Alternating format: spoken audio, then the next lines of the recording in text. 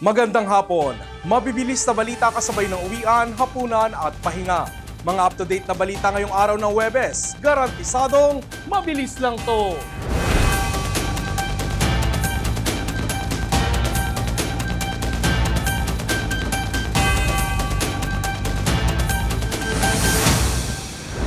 Inilabas na ang CCTV footage ng pagpunta ng contractor na si Mina Jose ng WJ Construction sa Senado at sinadya ang opisina ng isang senador.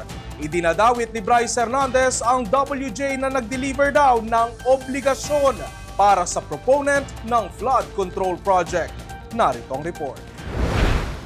May ipapagawa raw ang senador sa kanyang veranda sa opisina sa WJ Construction dahil may problema at binabaha tuwing umuulan. Kaya napapunta sa Senado ang contractor na si Mina Jose. Wala naman daw itong kinalaman sa flood control projects. I would suggest that Ms. Jose or Mrs. Jose should identify kung kaninong office siya nagpunta. Okay.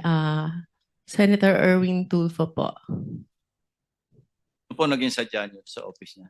Meron po kasing problem yung terrace ni Senator Erwin na binabaha po siya lalo po pag umuulan. So ako po yung na-refer na contractor nung staff niya na kung pwede po tingnan namin gawa ng solusyon and mag-suggest po kami sa kanya. Depensa ni Senador Erwin Tulfo, nalaman lang daw niya sa kanyang staff ang WJ at ibibigay ang lahat ng kanilang naging usapan sa Blue Ribbon Committee. Had you told us na meron kang sabit sa mga project sa Bulacan, we wouldn't have let you step in the Senate, Ms. Jose. Your Honor, prior to the text message that was shared by Bryce, nagulat po talaga ako dahil wala po kaming pinasukang project. We never joined any bidding. We never Mr. submitted Chair, any documents. hindi nga po Mr. Chair, sinasabi para lumalabas na isa ka sa conduit, isa ka sa mga sabit na nagdala ng pera, something to that effect. Hindi ko naman sinasabi na kasama ka sa proyekto, pero sabit ka sa problema sa flood control. You should have told us. You should have informed my staff na pumunta ka rito na dadaan po muna ako. How hard is that to say? Pakisabi kay Senator, dadaanan ko muna yung kaibigan ko sa Broome na may sakit na cancer. Itinanggi naman ni Mina Jose na may ugnayan ito kay Senador Jinggoy Estrada. Sabay sabing wala itong transaksyon sa pinag-uusapang anomalya. Gayunman, inamin nito na nag-phone message nga ito kay Bryce Hernandez. Pero ibang usapin daw ito at hindi tungkol sa pera para sa proponent o nagpadrino para sa proyekto. Bago rito ay humingi ng legislative immunity si Bryce Hernandez o kontrademanda sa kanyang mga sasabihin, bagay na inaprubahan naman ng Blue Ribbon Committee. Samantala, inusisa ni Senador Raffy Tulfo na wala raw import tax ang mga luxury vehicle na mga Diskaya. Pero depensa ni Curly, legal naman daw ang lahat ng mga papeles nila. Pati ba naman yung mga pinagyayabang yung mga sasakyan, niloko nyo ng gobyerno dahil halos karamihan doon na smuggled, hindi ka nagbayad ng buwis. Pangatlo, sinabi mo dito noon na ayaw mo magbitaw sa yung negosyo kahit napalugi dahil naawa ka sa mga trabahador mo. May report sa DOLE na nang-api ka ng mga trabahador mo. Binili po namin sa local dealer po yan dito sa Pilipinas. Wala po kaming intention manloko kasi hindi po kami ang nag-angkat niyan, kundi po yung dealer po na bumili. Hindi rin po namin alam kung nandaya sila dahil basta kami po ay inutang po namin sa kanila yung mga sasakyan na yan. Hindi nakadalo ang asawa ni Curly na si Sara Diskaya dahil may importante raw na meeting. Pero ayon naman sa kanyang mister ay may sakit daw ito na naging isa sa dahilan ng kanyang pagkakakontempt. There's no objection. So, Mr. Diskaya, you are cited in contempt of this committee. Bukod kay Curly, cited for contempt din sa Senado si Henry Alcantara na dating district engineer sa Bulacan matapos sabihin nitong wala siyang nalalaman na may ghost project sa flood control sa Bulacan.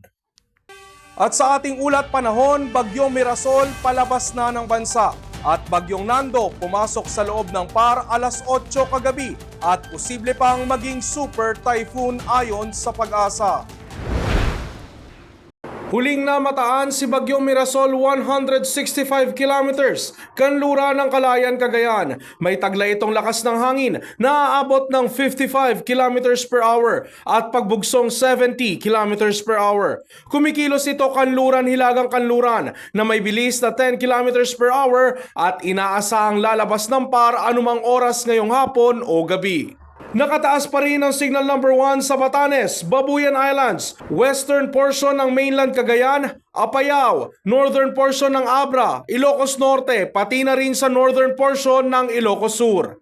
Samantala, as of 8 a.m., huling namataan si Bagyong Nando, 1,350 kilometers silangan ng Central Luzon. Sa forecast ng Pag-asa, posible itong maging super typhoon category. So sa nakikita po natin, ito pong si Nando ay posible mag-intensify into a tropical storm category ngayong araw. Naasahan din natin yung kanya at pagiging isang typhoon category, pero hindi rin natin inaalis yung posibilidad na ito ay mag-intensify into a super typhoon. Samantala, inaasahan natin ang pinakamaaga po nating pagtaas ng tropical cyclone wind signal dahil kay Nando ay pagdating po ng ating Sabado. Para sa mga balita sa probinsya, lalaki sa Aklan tinaga ng may-ari ng aso matapos batuhin ito. At rider sa Antique bumangga sa slowdown signage sa ginagawang kalsada. Detalye ng mabilis na balita, hatid ni na Era Joy Briones at Andy Narce mula Kalibo Cable News. Ospital ang bagsak ng biktima na dumaan lang sa tindahan matapos na tagain ng suspect dahil sa aso sa barangay Agbalog, Makato. Base sa investigasyon ng Makato MPS, dumaan sa tindahan ng biktimang si alias Domingo, 26 anyos, nang tahulan ito ng aso at binato ito dahil sa takot na makagat. Nagalit ang may-ari ng tindahan dahil muntikan ng tamaan ang anak nito na nakaupo sa tabi. Dito na nagsimula ang sagutan ng biktima at kapatid ng suspect kung saan naungkat pa ang dating alitan. Bumalik ang biktimang si alias Domingo na may dalang kutsilyo at nang hamon ng away. Dito na tinaga ng suspect na si alias Ray, 24 anyos na noon ay nagsisibak ng kahoy. Nagtamo ng sugat sa may bahagi ng bewang ang biktima at isinugod sa ospital. Kaagad ding sumerrender ang suspect sa mga otoridad ng Makato MPS pagkatapos ng insidente. Era J. Briones para sa OLTV News, Channel 2. Sa probinsya ng Antique, sugatan ng isang lalaki matapos bumangga sa slowdown road signage sa bahagi ng kalsadang under construction sa National Highway ng Barangay Supa, San Jose de Buenavista, Antique. Kinilala ang biktima na si alias Ray, 50 anyos, isang construction worker at residente ng Barangay Kansadan, Tubudan, San Jose de Buenavista. Ayon sa San Jose MPS, pauwi na sa kanilang barangay ang biktima nang hindi nito mapansin ang signage sa gitna ng ginagawang kalsada. Nawala ng kontrol ang biktima sa kanyang motorsiklo at nagtamo ng sugat sa iba't ibang bahagi ng katawan. Andy Narce para sa OLTV News, Channel 2.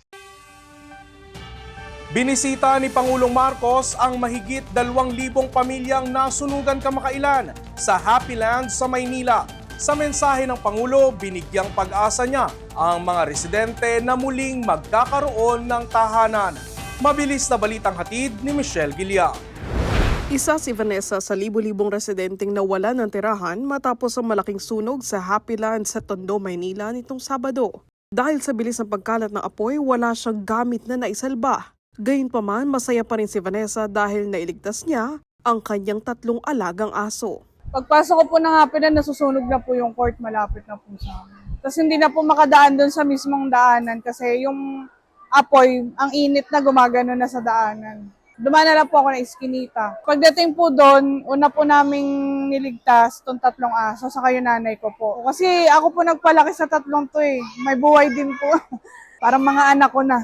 Ang senior citizen naman na si Anita wala nang nagawa, kundi iwanang nasusunog ang mga panindang prutas para makalayo sa apoy. Nasunog lahat nga, ma'am eh. Wala nga kaming nakuha kay takot na ako bumalik eh. Pag, maski malayo pang apoy, ang inaanuhan namin, ma'am, yung lilikasan namin ang hirap dumaan. Kailangan po namin importante bahay kasi wala kaming matitirahan. Kaya yun ang importante kailangan namin. Ngayong araw, personal silang binisita ni Pangulong Bongbong Marcos sa General Vicente Lim Elementary School sa Tondo, Manila. Nagsisilbi ang eskwelahan bilang isa sa mga evacuation center na pinagdalhan sa mga pamilyang nawala ng tirahan sa Happy Land na nilamon ng apoy. Pinangunahan ng Pangulo ang distribusyon ng tig 15,000 pesos na cash assistance sa mga nasunugang pamilya. Naglaan ang Department of Social Welfare and Development ng kabuang 33,768,615 pesos para sa 2,235 beneficiaries. Bukod sa cash aid, nabigyan din sila ng family food packs at hygiene kits. Mas naging masaya pa ang evacuees nang ipahayag ng Pangulo na tutulungan sila ng gobyerno na maitayo muli ang kanilang mga tahanan. Kaya't nagbibigay po kami ng cash para meron kayong gagamitin para sa sarili ninyong pangangailangan para sa pamilya ninyo. Kaya't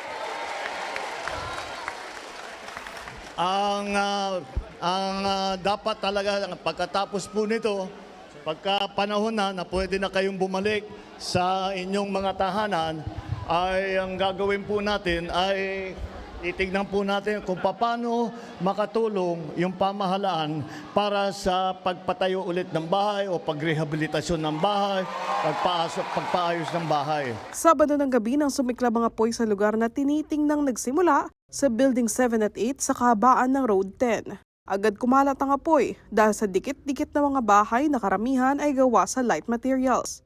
Umabot sa Task Force Bravo ang sunog at nadeklarang fire out kinaumagahan ng Linggo. Tinatayang higit 1.5 million pesos ang halaga ng mga ari-ariang natupok sa sunog. Michelle Giliang para sa All TV News, Channel 2. At yan ang mga up-to-date na balitang nakalap ng All TV News ngayong hapon. Para sa iba pang balitang mabibilis, bisitahin ang aming website, alltv.ph/news. I-like at i-share din ang All TV News PH sa Facebook at YouTube at makinig sa All Radio 103.5. Mapapakinggan nyo na rin po kami ngayon sa Spotify. Ako po si Ralph Lopez. 98 days na lang po, Pasko na!